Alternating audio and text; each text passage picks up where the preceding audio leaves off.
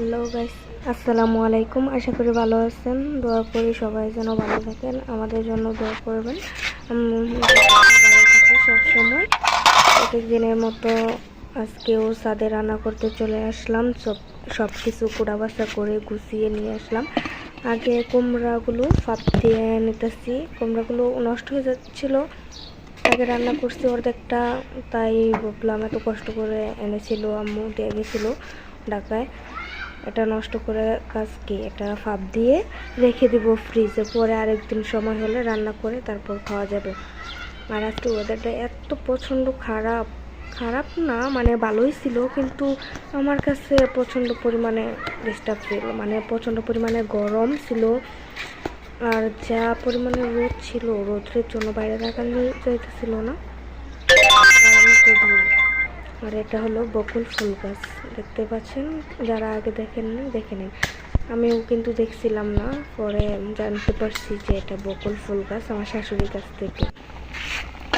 কুমড়াগুলো ফাঁপ হয়ে গেছে, সিদ্ধ হয়ে গেছে।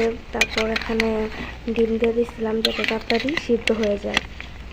তাড়াতাড়ি সিদ্ধ হয়ে গেলে রান্নাটা তাড়াতাড়ি হয়ে যাবে, এমনি থেকেও তো রাত হয়ে যাবে। 2-3 পদ রান্না করতে গেলে সময় তো আর কম লাগে না। আর এখন ডিমটা তো ছোটো হয়ে গেছে, মানে ডিমটা অনেকটাই ছোটো হয়ে যাচ্ছে দিন দিন। আর এখানে লবণ দিয়ে হলুদ দিয়ে কাতলা মাছগুলো মাখিয়ে নিয়েছি ভালো করে। এখানে তেলটা গরম করে কড়াইতে মাছগুলো দিয়ে দিচ্ছি ভাজার জন্য, ভালোভাবে সমান করে দিয়ে দিলাম। মাছগুলো উল্টে পাল্টে নামিয়ে নিয়েছি। এখানে ডিমগুলো সুন্দর করে হলুদ দিয়ে মাখিয়ে দেখে নিব। ডিমগুলো তুলে নিয়েছি, মাছ ডিম।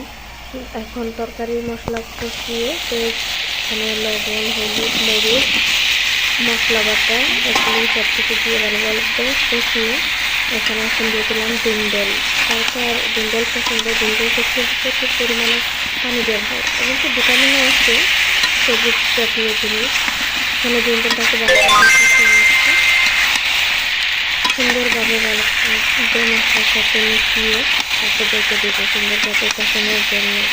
যখন মশলাটা ভালোভাবে কষিয়ে যাবে তখন পানি ছেড়ে দেবো ডিমডেল থেকে সুন্দরভাবে। এখানে পানি দেবো না, একটু পরে পানি দেবো ভালোভাবে কষানো হয়ে গেলে। এখন ডেকে দিলাম,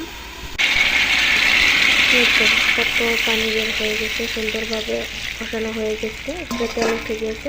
এখন সুন্দরভাবে পানি পরিমাপ মতো পানি দিয়ে দেবো তরকারি অনুযায়ী। কিন্তু দুধও সিদ্ধ হয়ে গেছে, পানি ছাড়া আরও পানি ছাড়বে, সেজন্য কম পরিমাণে পানি দিলাম। এখানে মাছগুলো ভেজে রাখা মাছগুলো দিয়ে দেবো।